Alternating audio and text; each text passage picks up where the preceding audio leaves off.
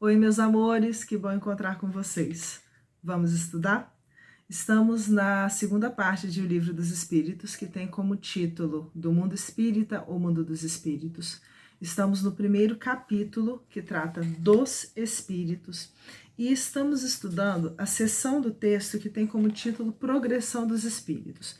Fomos, na nossa última conversa, até a questão 122b, e vamos seguir agora para finalizar essa sessão.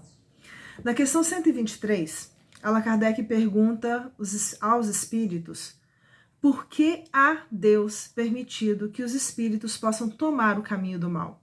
Por que Deus permite que os espíritos escolham fazer coisa errada? Vamos entender assim. E aí, os espíritos dão um puxãozinho de orelha. Primeiro, para que a gente entenda o nosso lugar.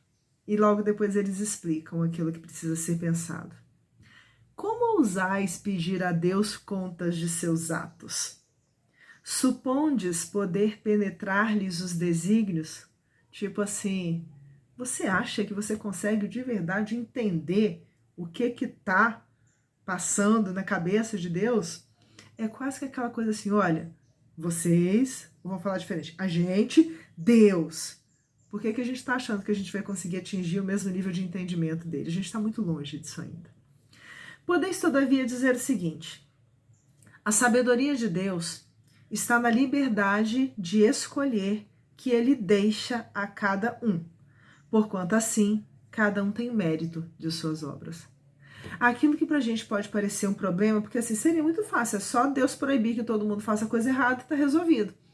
Só que nesse caso, aonde que vai estar o nosso mérito de ter aprendido o que é o correto e de fazer o correto? Onde que a gente vai conseguir perceber o tanto que a gente conseguiu ou não caminhar com as nossas próprias pernas? Então a sabedoria de Deus também está nele permitir que a gente possa experienciar esse processo de crescimento, mas sem que a gente note, existe uma série de regras que são colocadas e, querendo ou não, a gente acaba sendo levado a seguir essas regras.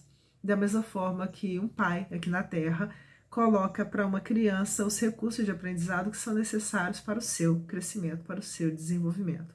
E mesmo que a criança não perceba, ele vai conduzindo para os melhores caminhos. Se ela quiser pegar pirraça, vai sofrer um pouco mais de tempo.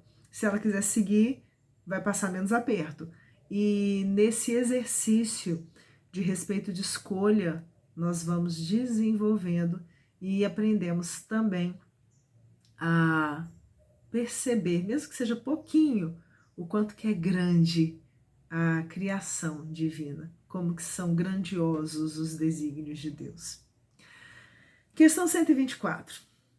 Pois que há espíritos que desde o princípio seguem o caminho do bem absoluto e outros o do mal absoluto, deve haver, sem dúvida, gradações entre esses dois extremos, não? Allan Kardec coloca essas perguntas até por causa da ideia equivocada que tinha antes, né, que era a ideia comum das religiões, de que existiam espíritos que tinham escolhido desde o início o caminho do mal, e aí vem a ideia do anjo decaído e assim por diante, né, a ideia do demônio e etc., como também a ideia daqueles que sempre, desde que foram criados, escolheram o bem, e aí são seres angélicos que existem na criação. Então, exatamente por conta disso, Allan Kardec ainda reforça algumas perguntas que têm a ver também com esse outro tipo de entendimento.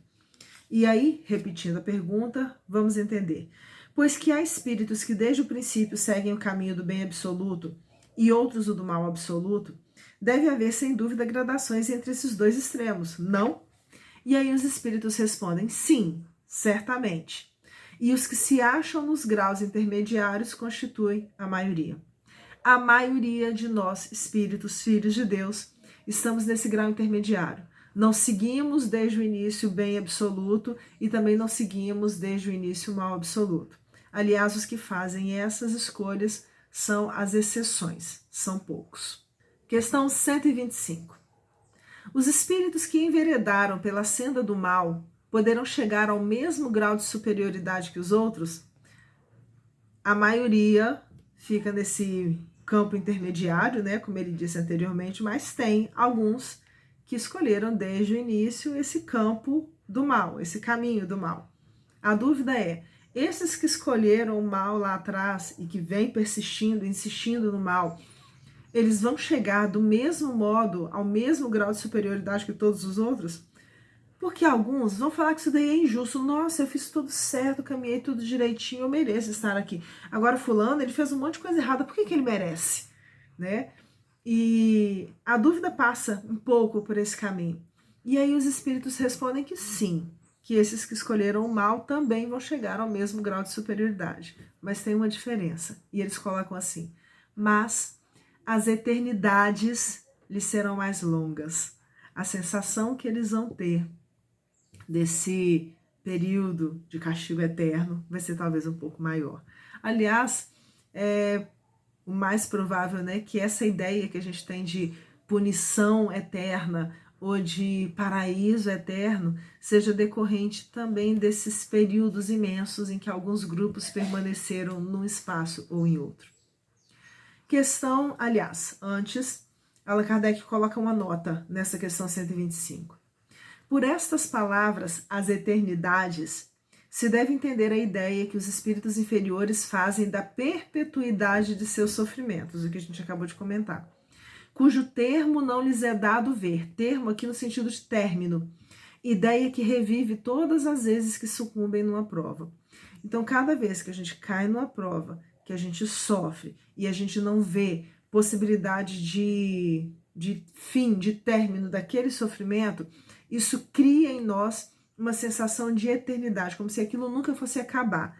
E aí Kardec coloca essa nota exatamente para explicar aquela questão.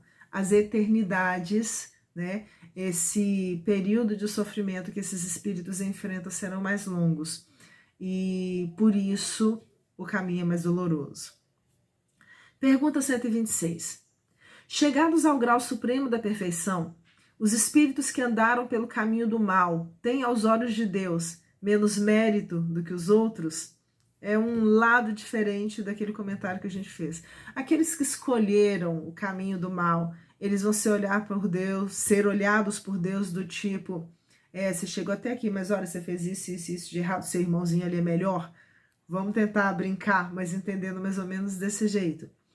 E os espíritos respondem que Deus olha de igual maneira para os que se transviaram e para os outros, e a todos ama com o mesmo coração. Se a gente aqui na Terra tem, vamos dizer assim, 2 irmãos que a gente ama muito, ou 2 filhos que a gente ama muito, um que fez um bocado de coisa errada e o outro que fez algumas coisas certas, mas a gente ama os dois do mesmo jeito, por que que Deus seria inferior a nós, se nós já conseguimos alcançar essa condição? Deus olha de igual maneira para os que se transviaram e para os outros, e a todos ama com o mesmo coração. Aqueles são chamados maus porque sucumbiram. Antes não eram mais que simples espíritos. Eles se tornaram maus em alguns momentos da sua existência, mas foram criados simples e ignorantes da mesma forma que todos nós. E são merecedores do amor de Deus, da mesma forma que todos nós. Para terminar essa sessão do texto, na pergunta 127, Allan Kardec faz o seguinte questionamento. Os espíritos são criados iguais quanto às faculdades intelectuais? Todos os espíritos são criados com o mesmo, vamos dizer assim, potencial de inteligência? Todos eles receberam da mesma forma, vamos dizer assim, a mesma base, a mesma condição de desenvolvimento? E os espíritos respondem que eles são criados iguais, porém, não sabendo de onde vem, preciso é que o livre-arbítrio siga o seu curso. São criados iguais, mas são simples e ignorantes. Cada um de nós, e aí fica uma sugestão, tem um espírito, hoje espírito, né? Mas um dos primeiros da história do espiritismo, que é o Leon Denis, é um francês, é considerado o grande filósofo do espiritismo, que ele escreveu um livro chamado O Problema do Ser, do Destino e da Dor. E nesse livro, na terceira parte, ele fala sobre as potências da alma. E a gente entende, né, que potência é tudo aquilo que está em posição, ou vamos dizer assim, em condições de se desenvolver. Existe a impotência.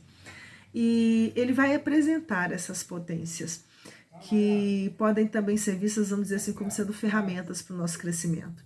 Ele fala sobre a vontade, fala sobre a consciência, fala sobre o pensamento e fala também sobre o livre-arbítrio. Nós temos essas potências, vai mencionar depois o amor e a dor, mas nós temos essas ferramentas de trabalho. E é preciso que a gente aprenda a utilizar essas ferramentas de trabalho. Com o livre-arbítrio eu tenho a condição de escolha. Dependendo da escolha que eu fizer e dependendo das consequências daquela escolha, eu vou aprender para onde que eu posso e para onde que eu não posso.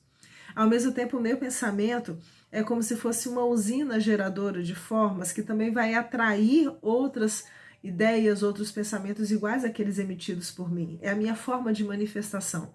A minha vontade direciona esse pensamento. Então, à medida que eu vou desenvolvendo essas ferramentas, eu vou aprendendo o que eu sou, para onde que eu tenho que ir, o que eu fiz de errado, o que eu fiz de bom e como que eu vou me integrando a essa ordem universal. Por que a gente disse isso? Porque quando os espíritos respondem que é preciso que o livre-arbítrio siga o seu curso, eles estão querendo dizer que essa ferramenta vai ser colocada em uso por cada um de nós, essa ferramenta, o livre-arbítrio, e à medida em que nós formos nos desenvolvendo, nós vamos aprendendo aquilo que nos faz melhor, aquilo que nos faz sofrer, aquilo que é mais prazeroso, aquilo que é menos prazeroso, aquilo que é melhor para o bem comum, aquilo que não é melhor para o bem comum. E assim a gente vai crescendo. Eles continuam. Eles progridem mais ou menos rapidamente em inteligência como em moralidade. Kardec perguntou de faculdades intelectuais, mas eles deixam bem claro aqui também a importância de se desenvolver as faculdades morais. E aí, Allan Kardec coloca uma outra nota nessa questão. Os espíritos que desde o princípio seguem o caminho do bem, nem por isso são espíritos perfeitos. Eles estão desde o início seguindo o caminho do bem, mas eles também estão em processo de construção. O fato deles seguirem o caminho do bem desde o início não significa que eles vão estar isentos de dor e de sofrimento. Isso faz parte da condição humana.